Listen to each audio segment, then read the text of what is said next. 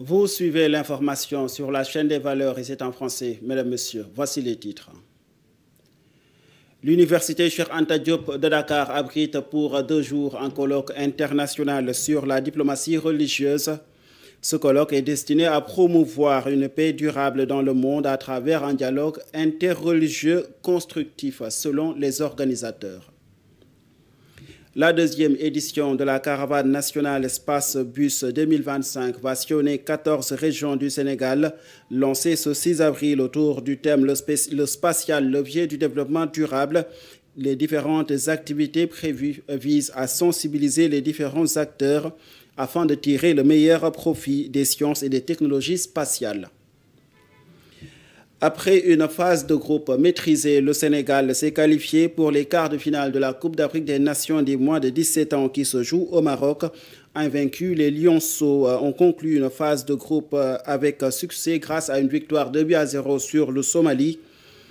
Le sélectionneur national Pape Ibrahima Faye a tenu à relativiser les critiques portant sur l'attaque sénégalaise muette depuis le début de la compétition. Voilà le sommaire. Tout de suite, le développement.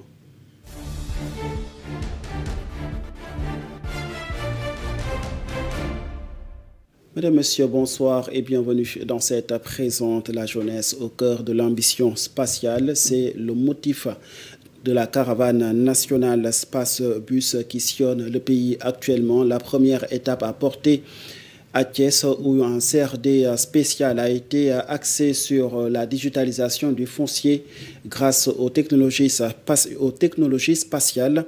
La rencontre a réuni plusieurs acteurs politiques mais aussi les autorités déconcentrées de la région de Thiès et elle a porté sur l'enjeu du développement des sciences et technologies spatiales pour garantir l'accès durable à la Terre pour les populations sénégalaises. Plus d'explications avec le directeur général de l'Agence sénégalaise d'études spatiales, Maram Kairé, au micro de Khalil Sek. Le spatial, c'est l'avenir de cette jeunesse-là.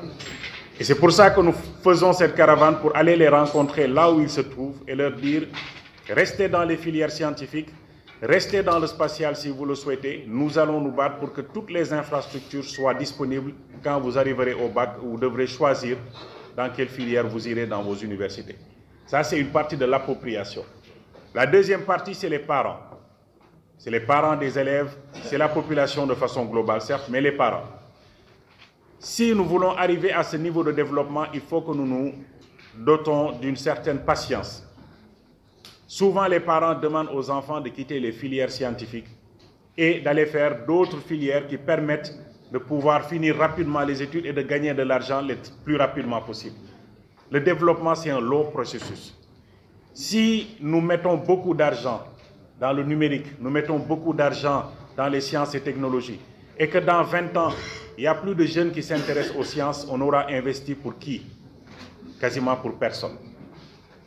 L'aménagement du territoire, le PROCASEF, tout ce que nous sommes en train de dire. Mais si demain nous n'avons pas de développeurs pour garder ces plateformes, nous n'avons pas de techniciens, de géomaticiens, ainsi de suite, comment nous allons poursuivre ces efforts? À faire décoller le secteur spatial. C'est un animateur de l'écosystème. C'est un coordonnateur du secteur spatial et ça nous permet de pouvoir travailler avec l'ensemble des initiatives déjà existantes. Le Sénégal est un modèle dans le cadre de la coexistence pacifique entre différentes religions. C'est la principale leçon à tirer du colloque international sur la diplomatie religieuse qui se tient à Dakar du 7 au 8 avril. Le thème de ce colloque porte sur les enjeux épistémologiques et les défis sociétaux pour promouvoir une paix durable dans le monde. Il se tient à l'Université Cheikh Anta Diop de Dakar. Sur place, nous retrouvons Mbaye Diagne, Pape Alassane Diop pour ce compte-rendu. Dans un contexte mondial marqué par de nombreux défis liés à la paix et à la coexistence interreligieuse, il est urgent d'institutionnaliser le dialogue entre les confessions afin de nourrir la diplomatie des religions. Le diplomate religieux, c'est vrai qu'il n'a pas cette reconnaissance institutionnelle, mais il a une reconnaissance morale. Aux yeux du public, c'est quelqu'un qui est écouté. Donc l'exemple le plus souvent qu'on cite, c'est celui de Seydi Aziz Dabakh. C'est vrai qu'on était très petit, mais quand il y a eu cette crise à l'université des travailleurs, donc c'est lui qui avait décanté la situation.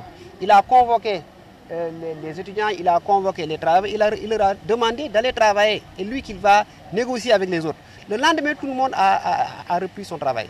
Donc c'est justement cela qu'on voudrait vraiment orienter, je ne dirais pas légaliser, mais quand même normaliser. Le Sénégal est une référence en matière de dialogue et de coexistence interreligieuse. Le Sénégal aurait ou bien a un modèle à offrir à la communauté internationale. Donc c'est pourquoi, d'ailleurs pour le troisième objectif, qui est la conséquence de ce que je viens de dire, nous voudrions faire de l'Université de Dakar, du Sénégal, le centre d'incubation de la diplomatie religieuse. Donc on est dans l'objectif de créer une chaire de recherche en diplomatie religieuse.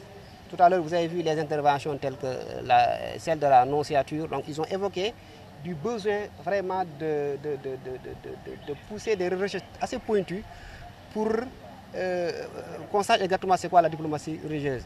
Organisé par l'Université Cheikh Anta Diop de Dakar et l'ONG Fawzi Wan Nazati, le colloque international sur la diplomatie religieuse réunit des leaders d'opinion chrétiens, juifs et musulmans pour 2 jours à Dakar. Nous restons toujours dans ce colloque qui a pour but de jeter les bases de la contribution de la religion dans la pacification des peuples et des nations. Une réponse pour faire taire aux armes dans un monde qui fait face aux limites d'une diplomatie dans sa fonction, dans sa forme politique. Les conclusions de ce colloque sont très attendues par l'Église sénégalaise. L'archevêque de Dakar, Monseigneur André Gueye, s'exprime au micro de Pape Alassane Diop. Parce que j'apprécie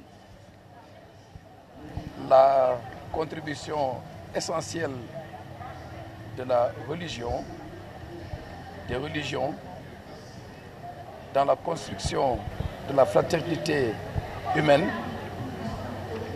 dans la construction de la paix mondiale. Je suis donc venu pour soutenir les organisateurs et pour leur exprimer les encouragements de toute l'Église du Sénégal. Comment est-ce que la diplomatie religieuse peut être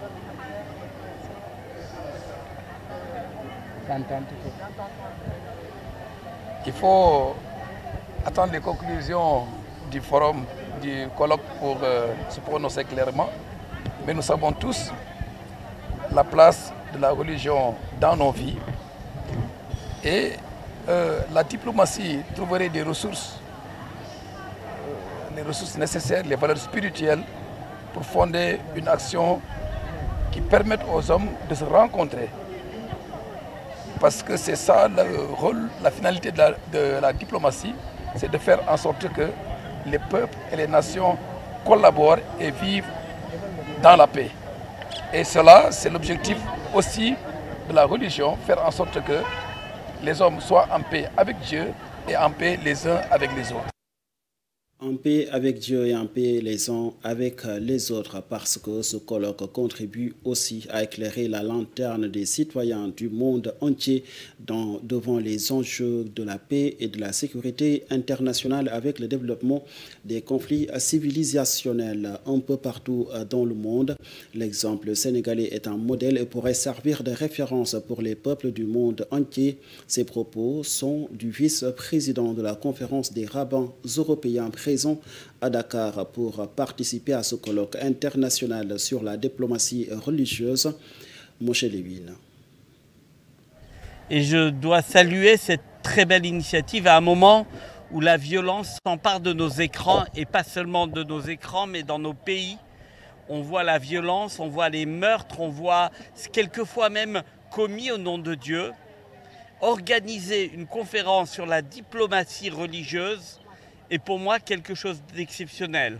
Beaucoup de conférences sont organisées sur le dialogue, mais sur la diplomatie, comme quoi, et je le disais, religion vient du mot religare, qui signifie relier. La vocation d'une religion, c'est de relier les hommes. Je crois qu'ici, on l'a compris, et je voudrais remercier cette très belle initiative qui est dans cette université, les initiateurs, et je crois que c'est visionnaire et je m'y retrouve pleinement parce que je souscris totalement à ce qui est fait ici. Je viens ici pour la première fois au Sénégal, j'aurai l'occasion et j'ai demandé aussi à me rendre mercredi matin sur l'île de Gorée parce que je crois qu'il y a les leçons de l'esclavage aussi à prendre pour lutter contre le racisme, contre toute forme de racisme et la dignité humaine. Ici, on a compris ce qu'est la dignité humaine, la coexistence pacifique, et pour moi, c'est très impressionnant. Et nous parlons de cette affaire qui a tenu des haleines les jours derniers après deux reports. L'opérateur économique Aziz Ndiaye et son frère Massata ont comparu hier lundi devant le juge dans le cadre de l'affaire du bateau d'engrais détourné et revendu frauduleusement selon certaines informations, bien qu'ils soient visés pour recel. Leurs avocats contestent catégoriquement les faits qui leur sont reprochés. Toutefois, Aziz Ndiaye a été inculpé et placé en liberté provisoire. Son frère Massata, quant à lui, a été placé sous contrôle judiciaire avant leur comparution. Ils ont présenté une caution solidaire composée de trois villas situées sur la Petite Côte, selon Libération. Deux figures clés de ce dossier, Lamine Ngom et Atoumane Sy, sont en fuite depuis 2021. Ils sont suspectés d'avoir joué un rôle central dans l'organisation de l'opération, notamment en revendant une grande partie de la cargaison à des acheteurs maliens. Des mandats d'arrêt internationaux ont été émis contre eux par le juge du deuxième cabinet du tribunal de Dakar. Le ton monte face aux décisions jugées injustes prises par l'État du Sénégal. Des travailleurs des agences et des ministères licenciés ont rencontré l'édile de Darou Mourti, Mame Thierno Mbacké, pour partager avec lui les situations difficiles auxquelles ils sont confrontés depuis leur licenciement. Ces travailleurs ont accusé le chef de l'État de cautionner des violations flagrantes du Code du travail les concernant. C'est pourquoi ils appellent le président de la République, Bassirou Diomaye Faye, à plus d'équité pour garantir l'application des droits, l'application de leurs droits en tant que Sénégalais. Suivons les propos d'un porte-parole. À son Excellence le président Bassirou Diomaye Diakhar Faye, nous avons été déçus et nous avons eu le cœur meurtri.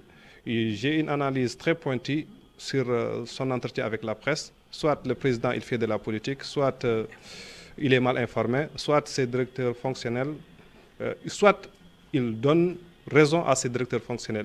Mais je rappelle à son Excellence Bassirou Diomaye Faye les règles primaires du Code du travail, selon l'article L41, L42 et L43 du Code du travail qui parle des CDD, qu'un contrat de CDD, on ne peut pas l'arrêter immédiatement. Il faut toujours un préavis. Mieux, à son article L47 qui parle d'une prime de précarité. Pour les surplus ou bien les sureffectifs dans les différentes entreprises. Mais j'informe le président de la République que dans les différentes structures comme le port autonome de Dakar, comme l'ART, comme l'ONAS et parmi tant d'autres structures, ces directeurs sont en train de recruter. Donc, ce sont des informations erronées qu'il a reçues par rapport à ses directeurs et ses ministres. Mais quand même, nous sommes très frustrés. Aujourd'hui, il est le père de la nation.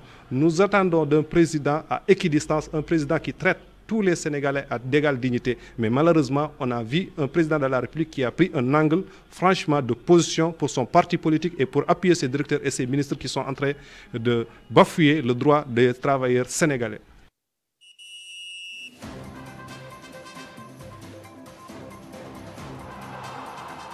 Place à la Coupe d'Afrique des Nations des moins de 17 ans qui se joue actuellement au Maroc. Le Sénégal cherche encore l'efficacité offensive, même si le chantier est en cours. Le sélectionneur Pape Ibrahima Faye garde tout de même espoir quant à la suite de la compétition. L'attaque sénégalaise, dit-il, dépend des moyens, mais le travail défensif porte ses fruits. L'objectif pour lui reste clair, défendre le titre gagné par l'équipe nationale du Sénégal des moins de 17 ans en 2023. Avec une équipe en constante évolution. C'est en tout cas ce qu'il a déclaré lors de la conférence de presse d'après-match opposant le Sénégal à l'équipe de Somalie avec une victoire nette de 2-0. Suivons ses propos. Ce n'est pas un problème. mais nous manquons quand même d'efficacité offensive. Mais un problème, je ne crois pas, parce qu'on arrive quand même à marquer, même le match où on a fait 0-0, on était à chaque fois donc devant le but adverse. Donc c'est juste un chantier dans l'esprit de formateur, c'est un chantier. Et je l'ai dit hier à un confrère que même pour bâtir une maison, il est plus difficile de mettre la fondation. Il est plus facile de mettre la fondation, mais c'est les travaux de finition qui sont difficiles. Tous les entraîneurs, même les grands entraîneurs qui sont dans les grandes équipes, ils payent beaucoup d'argent pour acheter des attaquants. Par contre, on peut travailler la défense. Donc l'attaque, ça dépend de la poche des présidents de club. Mais puisque c'est en phase de formation, donc nous continuons à les travailler. Nous ne sommes pas vraiment déçus. Bien vrai que certains nous prennent pour le pays détenteur. Effectivement, nous sommes le pays détenteur de la Coupe, mais vous n'ignorez pas que ça change rapidement, que ce n'est pas les mêmes footballeurs qui sont revenus pour défendre le titre. Le Sénégal peine à marquer des buts, mais l'équipe nationale garde quand même ses chances de défendre son titre. Ce sera face à l'équipe de Côte d'Ivoire, sortie leader de son groupe devant le Mali, avec une belle participation depuis le début de cette compétition, avec à la clé aussi le titre de meilleur buteur de ces phases de groupe, avec son attaquant qui a réalisé 6 buts lors de ses 3 dernières sorties. Tout de même, cette équipe n'ébranle pas l'équipe du Sénégal, selon le sélectionneur Papa Ibrahima Faye, qui considère que le Sénégal garde toutes ses chances. Seulement, il a fustigé la VAR qui a ralenti la dynamique de jeu des lionceaux sénégalais. Suivons toujours ces propos au micro de la Fédération sénégalaise de football. Mais on a été tellement gênés, on n'a pas joué tout le temps qu'il fallait quand même. Il y a eu trop d'arrêts de jeu avec cette nouvelle technologie où les gens vont constamment voir la vidéo arbitrage. Tout ça quand même, ça freine l'élan des jeunes. Ça quand même, ça a impacté le rythme donc du match. Mais ça fait partie du jeu. Et je respecte la règle. On n'a pas de fixation. On ne craint personne. On est là vraiment pour nous faire plaisir. Pour jouer et gagner, si c'est possible. On peut jouer aussi et ne pas gagner. Mais on ne se fait pas de fixation. Il n'y a pas un pays qu'on craint. On ne craint personne dans cette compétition. Ça, vous pouvez me croire. Moi, d'ailleurs, c'est ce que je transfère aux jeunes. Je leur demande de ne pas avoir peur, de ne pas avoir vraiment peur des noms des pays. Ces pays-là, même si la Côte d'Ivoire a gagné la Coupe d'Afrique chez les seniors, ça, c'est l'équipe première, ce n'est pas l'équipe cadette, ce n'est pas l'équipe junior. Donc, attendez-vous à un match ouvert où nous allons les acculer, essayer de les gagner. Jouer ses chances jusqu'au bout, le Sénégal sera face à la Côte d'Ivoire pour le compte des quarts de finale de cette Coupe d'Afrique des Nations des moins de 17 ans. Pays hôte de la compétition, le Maroc fera face à l'Afrique du Sud, auteur d'un parcours sans faute avec 3 victoires en autant de sorties. Le Burkina Faso et sa pépite Achraf Lookman Tapsoba croiseront le fer avec la Zambie au moment où le Mali va affronter l'équipe de Tunisie, comptant justement pour les quarts de finale de la Coupe d'Afrique des Nations des moins de 17 ans qui se joue au Maroc. Voilà qui me fait à ce rendez-vous d'information. Merci de l'avoir suivi et excellente suite de programme sur nos antennes.